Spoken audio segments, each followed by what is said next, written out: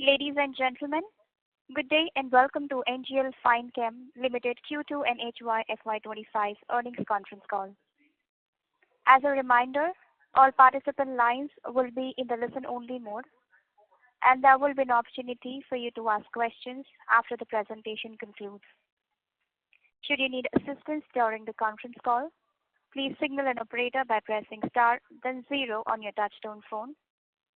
Please note that this conference is being recorded. I now hand the conference over to Mr. Abhishek Mehra. Thank you, and over to you, sir. Thank you, Seema. Good afternoon, everyone, and thank you for joining this Q2 and H1FY25 earnings conference call of NGL Fine Chem Limited. The results and investor updates have been uploaded on the stock exchanges. To take us through the results of this quarter and answer your questions, we have with us today Mr. Rahul Nachne, Managing Director, and Mr. Rajesh Rawande, Full-Time Director and Chief Financial Officer. We'll be starting the call with a brief overview of the financial performance, which will then be followed by the Q&A session. I want to remind you all that everything said in this call reflecting any outlook for the future, which can be construed as a forward-looking statement, must be viewed in conjunction with the uncertainties and risks that the company faces. These uncertainties and risks are included but not limited to what we have mentioned in our annual reports, which you'll find on our company website. With that said, I'll now hand over the call to Mr. Rahul. Over to you, sir. Thank you, Abhishek. Good afternoon, everyone, and thank you for joining us for the NGL Fine Chem Limited second quarter FY24-25 earnings call. We appreciate your continued support and interest in our company. I am pleased to share our financial performance for the second quarter of FY25. Our revenue from operations reached 93.48 crores, marking a quarter-on-quarter increase of 3% and a year-on-year increase of 16.6%.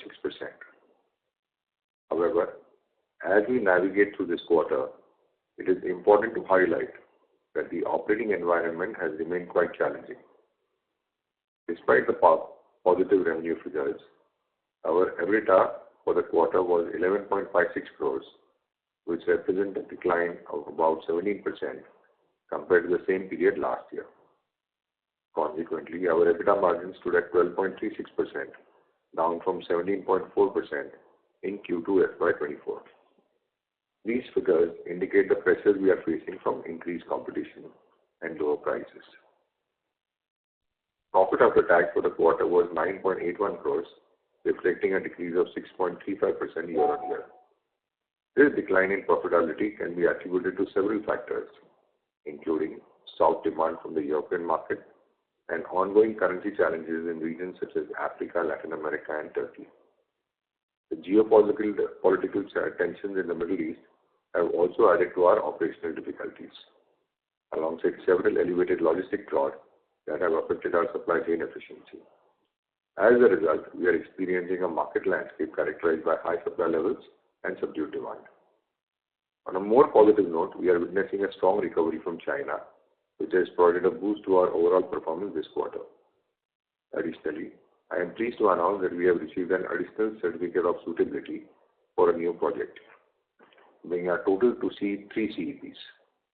This achievement underscores our commitment to expanding our portfolio for the European market. Furthermore, we now have 4 drug master files approved for the European markets and are actively working on 4 additional DMF/CEP filings, which we plan to submit by the end of this financial year. These initiatives are crucial as we aim to strengthen our position in global markets and cater to diverse customer needs. Turning to our capital expenditure plans, I can confirm that we are progressing well with our initiatives aimed at enhancing production capabilities and operational efficiencies. Our CAPEX remains on track, with Phase 1 expected to be completed by the fourth quarter of this financial year and Phase 2 scheduled for completion by the third quarter of next year. While we remain cautiously optimistic about our future prospects, we acknowledge the hurdles posed by the current operating environment.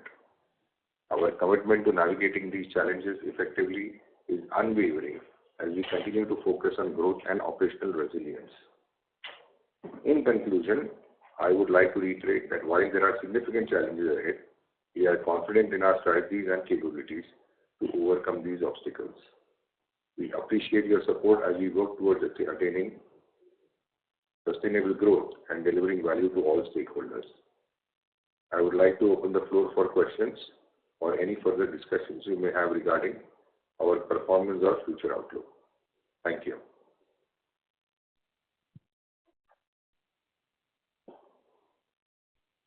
So shall we begin with the Q&A? Yes, please. We can start with the questions. We will now begin with the question and answer session. Anyone who wishes to ask a question may press star and 1 on their touchtone telephone. If you wish to remove yourself from the question queue, you may press star and 2. Participants are requested to use handsets while asking a question. Ladies and gentlemen, we will wait for a moment while the question queue assembles.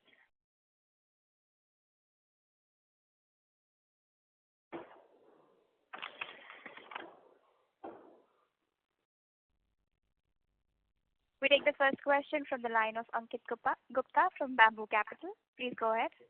Yeah, thanks for the opportunity. So, sir, can you talk about how is the operating environment currently, or have we seen some improvement in the beginning of the second half?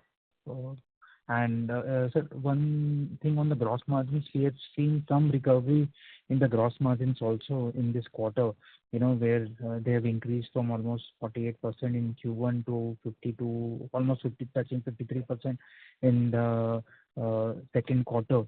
So if you can talk about that as well. And thirdly, on the employee cost, there's been a sharp jump of almost 40% in the employee cost. So was it pertaining to the new expansion that we are doing? And if you can just talk about that as well. Yeah, thank you, Ankit, for your questions. The current operating environment is challenging. We see a situation where supply exceeds demand in the market, and there are price pressures. But having said that, we have been able to maintain and guard our market share pretty well in this period, and that is being reflected in the sales growth, which you can see. Going forward, we expect the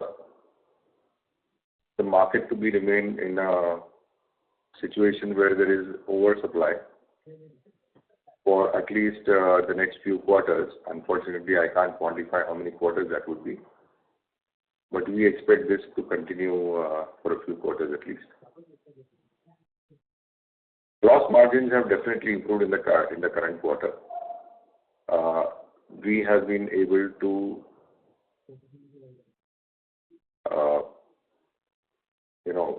raise prices selectively for a few products, and that is what has resulted in this improvement in margins. But since this is just the first quarter, after feeling the pressure for the last 3 quarters, I would prefer to be a little bit cautious about this to see how it pans out in the future. We hope to maintain this going forward also at the same levels.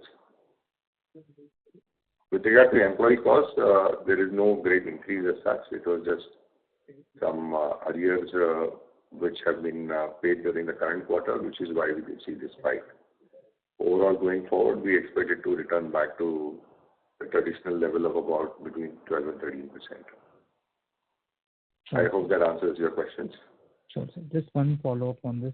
Sir, I think we have reached an optimal capacity of our existing plant where, I think given our revenue levels will be around 80-85% of capacity utilization. So the new plant is expected to come only during, like FY27 will be our first year of full operations. So in the meantime, let's say if the demand revives, you were talking about some opportunity that we were looking on in terms of acquiring a small plant or debottlenecking and increasing our outsourcing. So any updates on the same, or given the operating environment which continues to be challenging, we are not looking for that? No, actually, I would correct you that we are actually at close to about 90-95% capacity utilization in our plants, not in the range of 80-85. Okay. Definitely facing a challenge going forward with regard to improving efficiencies. We continue debottlenecking plants as and when the opportunity arises. But we are definitely looking forward to some inorganic opportunity where we can acquire a ready plant where we will be able to commence production within a time frame of between 6 to 8 months. So we are looking at such opportunities. Unfortunately, nothing is concluded at this particular moment, but we will update as and when such opportunity is, closed by us. Sure, sir. In the meanwhile, we are also, if there is a return in demand, we will not let demand go unsatisfied. We will look for outsourcing part of our production. So we are actively looking at a combination of all these options, outsourcing plus acquiring, and we are on track with regard to meeting customer demand. Sure, sir. Just one last question on the new upcoming plant. We have got 4 DMF approvals now, and 4 more are in the pipeline. So given that hopefully by the time we start our operations of the new plant, we'll have at least 6 to 8 kind of approvals for the European markets. Do you think this 6-8 molecules will be enough to cater to, or we will be able to utilize the plant to optimal capacity by the 6-8 molecules, or we'll also need further molecules to utilize to optimally utilize the new plant which is coming up? We have plans for a total of between 15 and 16 products which we want to register in the EU markets. Currently, we have got 3 CEPs and 4 DMFs approved. So there are a total of 7 approvals which we already have. Okay. 7 more filings are commencing now and will go on till March of next year. So that will take our total to 11. And over the next 1 year, we will be filing for another 5. So the idea is that by end of 26, we should have approvals for at least 15 to 16 products in the EU. Okay. So 3 CEPs and 4 DMS. So 7 approvals we have currently. Currently, yes, as of now. Okay. Thank you, and wish you all the best. I'll come back. Thank you, sir. Before we take the next question, a reminder to the participants, if you wish to join the question queue, you may press star and 1. The next question is from the line of Kiran from Table Tree Capital. Please go ahead. Hello, sir. I have a slightly long duration question. So if we look at the last 5 to 8 years, except for the COVID years, our gross margins have compressed.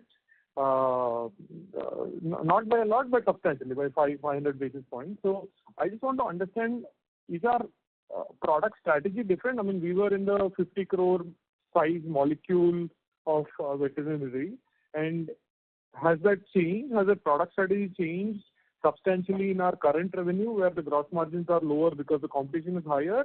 What exactly has happened? Because the market size of our molecules, of course, many molecules, but 50 crore size, I am a little surprised on the gross margin compression, sir. So if you could just paint a landscape around the size of the molecules we are currently doing. Is our product strategy very different, or have people actually so hungry for growth and they have come into the 50 crore market size as well?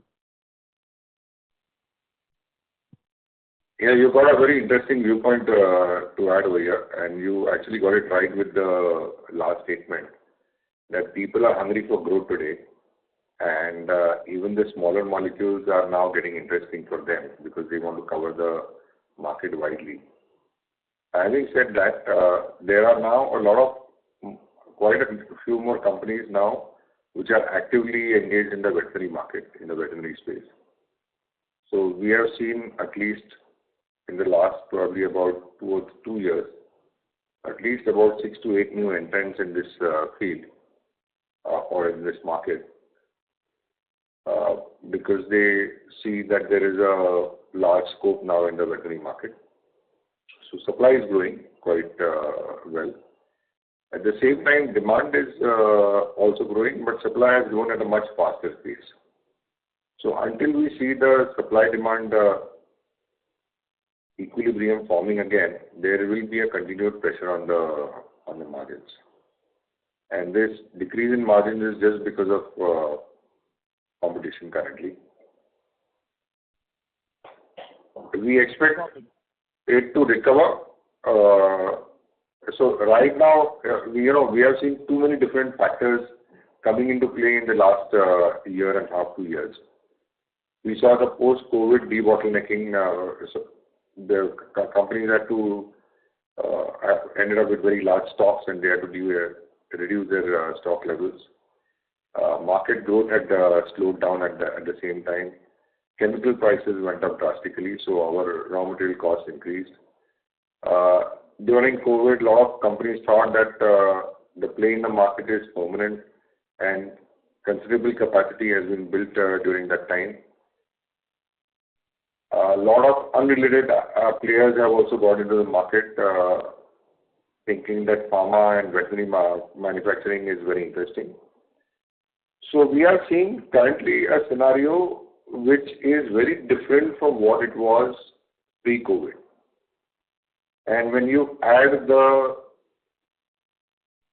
geopolitical issues which have risen in the last couple of years, together with the currency risk which a number of countries have faced, we are in a very different sort of space currently as compared to, let's say, 5 or 6 years ago.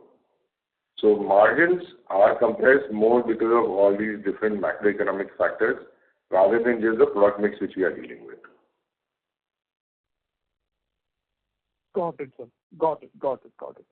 So then another strategy question is from an animal health perspective, from Europe or US. Of course, I heard your initial comments where we had a very good performance in China, but our primary, probably all the filings and the margins, good margins will probably come from Europe or US or any other Latin American countries. So from a strategy perspective, then do we understand that the animal health competition in these regions where margins are higher, size of the molecules are higher, is much more than that in China or Southeast Asia? I mean, how are we targeting from a filings perspective? Just wanted to understand the overall animal health landscape along with the filings, how we are doing it, how we are thinking about it. So any new entrant in the market can start selling in the ROW market because there is very little entry barrier to manufacture and sale, whereas the entry barrier to enter the European and US markets is fairly high. Right. So the competition is therefore much lesser when it comes to Europe and US.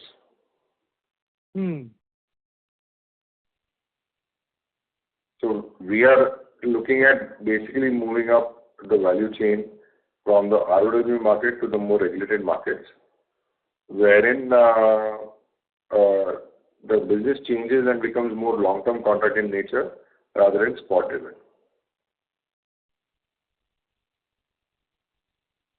Got it. And the supply dynamics in those two regions are fairly limited because of approvals required. Is that understanding correct? In the animal health space? It is restricted as compared to the rest of the market, rest of the world. Yes, definitely. Got it. Thank you so much. I'll join back in. Thank you. A reminder to all the participants, if you wish to ask a question, you may press star and 1 on your touchtone telephone.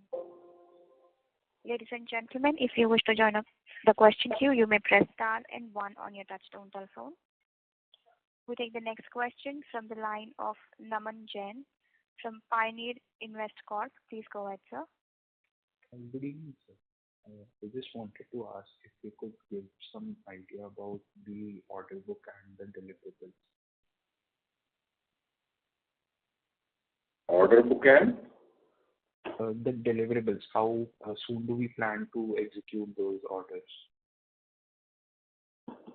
Naman, we mainly work in the spot market. So our order book is never for the next 1 year or 2 years. We never normally have orders which are basically to be executed in the current month or within the next couple of months. Okay, sir. Thank you. Naman sir, does that answer your question? Yeah. Thank you. We take the next question from the line of Ankit Gupta from Bamboo Capital. Please go ahead. Yeah. Hello. Thanks for the opportunity again. So just, carrying forward this question which the previous participant asked, that, there has been, increase in competition, new entrants, around 6 to 8 new entrants have entered into the market. So what we used to earlier, when we used to interact with you, we used to highlight that, for a 50, 70 crore molecule, the large companies were not focused here because of their smaller size. So is it that, even for such a small size molecules, the competition has increased significantly now? I wouldn't say it's meaning all of them are not in direct competition with us. They are probably, some are doing a different set of products as compared to what we are doing. There has been a greater interest in the veterinary field, and we have seen the number of players increase. But at the same time, the number of players in the finished dosages field has also increased. So we see an increased market also in terms of players in the market, because in the end we are B2B. We are selling to other pharma finished dose companies, and we see an increase in the players over there also. Sure.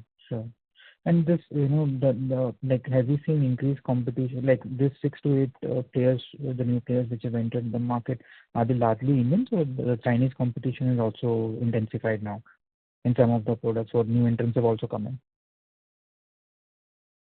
in? China commands a very large share of the world API market, whether it is human or it is veterinary.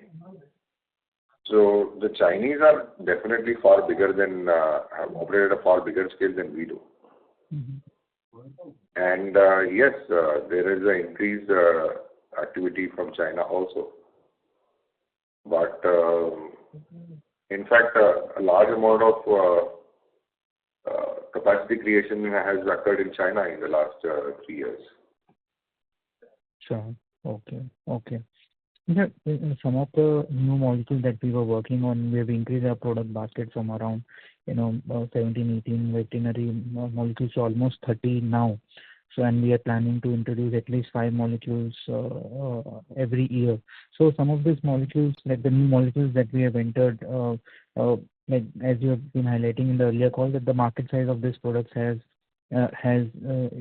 quite bigger than what we used to do. And the competition is also there from, more competition is also there from China. So in some of these new molecules, how has been our performance? Some of the products that we launched over the past 2 years where the market size was bigger and there was some Chinese competition. So how has been our performance there? Have we been able to, take a decent market share there? How are the margins there? And if you can talk about it. Yeah, so I will just draw your attention to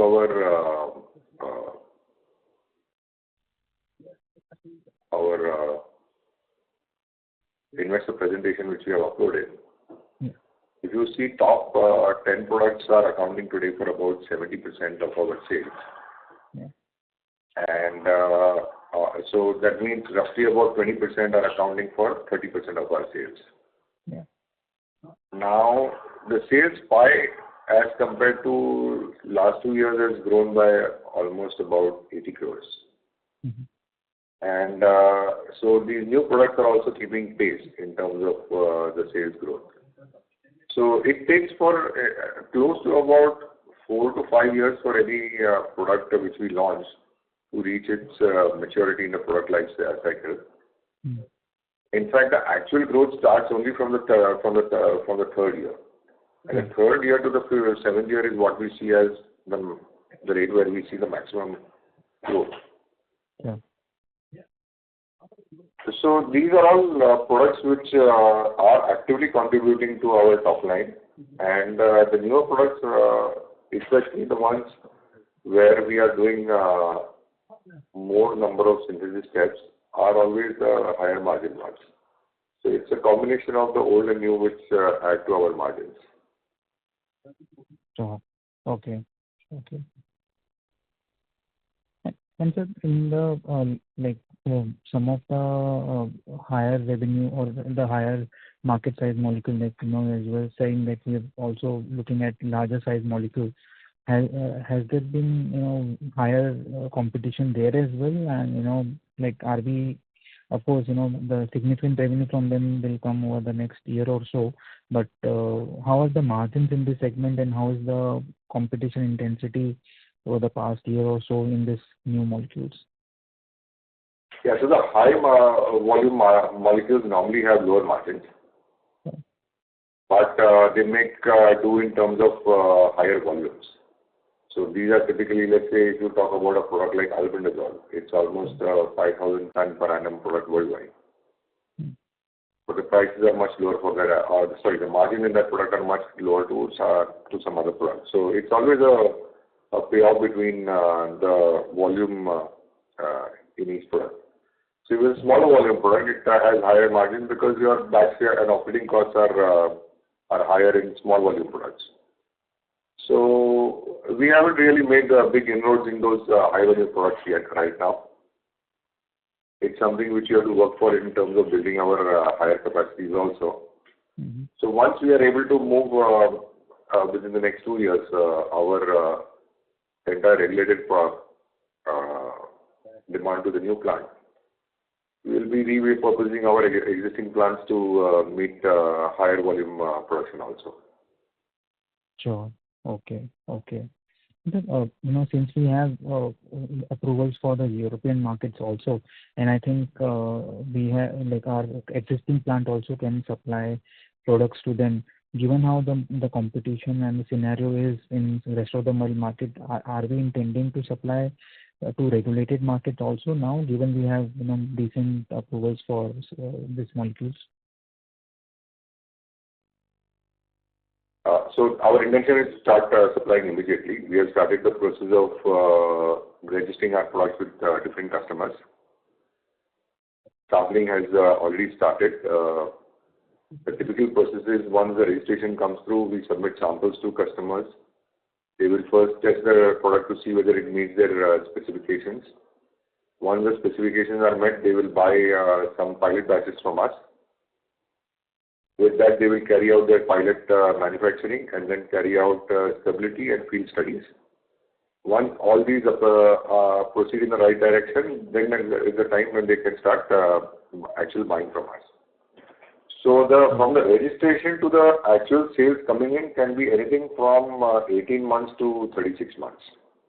Okay. Depending on the company and the market.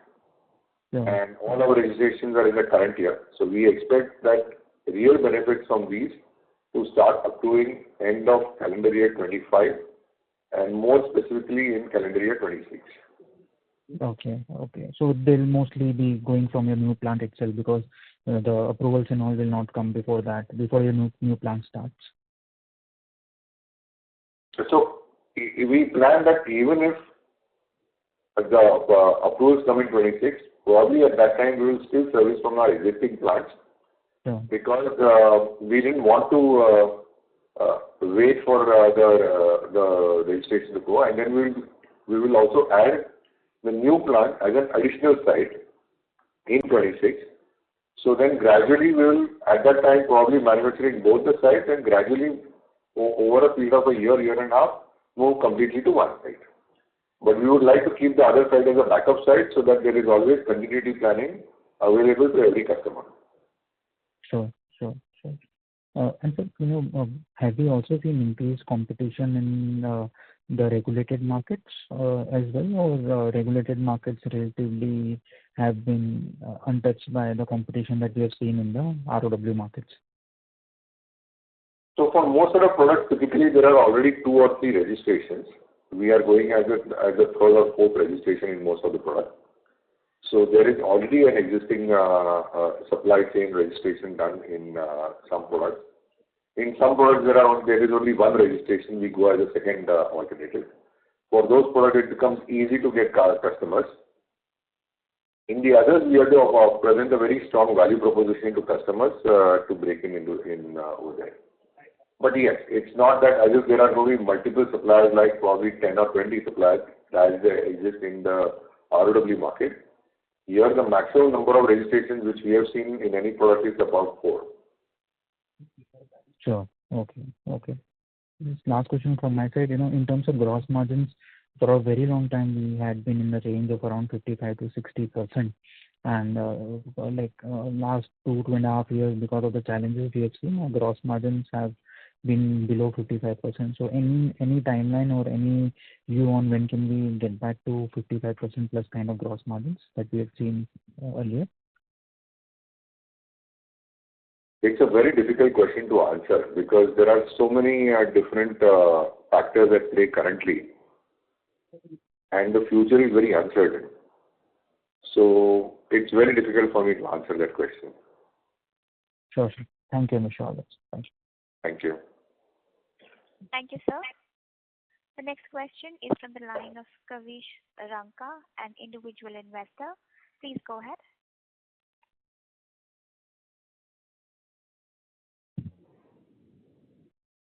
Mr. Kavish, your line is in the talk mode, sir. Please go ahead with your question. Mr. Kavish, your line is in the talk mode. Please go ahead with your question, sir. As there is no response from the current questioner's line, we move on to the next question from the line of Rupesh Tatia from Indian Sense Capital. Please go ahead. Hello, sir. Am I audible? Yes, you are. Okay. So my first question is this Europe registrations you are doing in 2-3 years, what kind of revenue potential do we have from these new registrations in, let's say, 2-3 years? So Europe is probably the second largest API market in the world in terms of regulated markets. The top one being the US. The market size over here is close to about $1 billion. It depends on us, how we are able to penetrate this market and go ahead. But we are targeting personally revenues of close to about 150 crores over the next 3 to 4 years from the European markets. Okay, sir. That is good to know. And what will be the margin differential between, let's say, ROW or our company average today and European business? Right. EBITDA should be roughly double of what we are currently doing. Okay. That is good to know. And sir, other question is now current business. I mean, without Europe, US, current business. I think in the past we have always said that we expect to be in the margin band of 18 to 22%. Now, structurally, has that margin band now moved to, let's say, 12 to 16%? Is that a fair assumption to make? In the current conditions, yes. If the conditions improve, we definitely see that this the margin should also improve. Okay. And then, sir, finally, a strategic question. So one is moving into regulated is I think now, I mean, we've been forced, or our hand has been forced due to situation, competition in ROW. But what we see in larger pharma landscape is a lot of CDMO deals are happening where a lot of innovator companies are looking for reliable suppliers from India due to China Plus One, due to some other things. And that is a much more, stable and high margin business. So, I mean, I don't know if you have strategically have started discussing this. Have you started, have you seeded some team to look after this? How do you look at CDMO piece in animal health? Because we have very good chemistry skills. We are a very reliable supplier. So how? Yeah.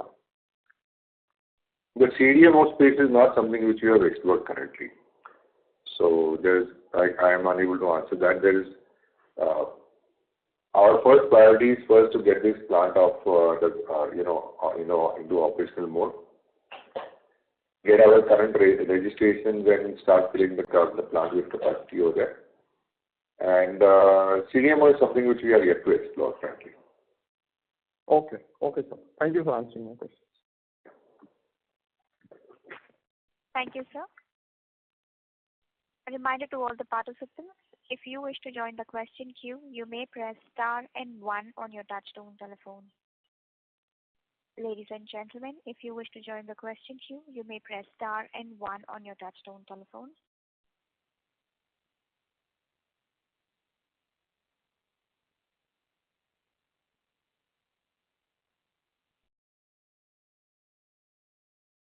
As there are no further questions, I would now like to hand the conference over to Mr. Rahul Rajani for closing comments. Thank you. Abhishek will be making closing comments, I think. Thank you everyone for joining this call. Should you have any further questions, you may please feel free to reach out to us. Our email IDs are present at the back of the investor presentation. On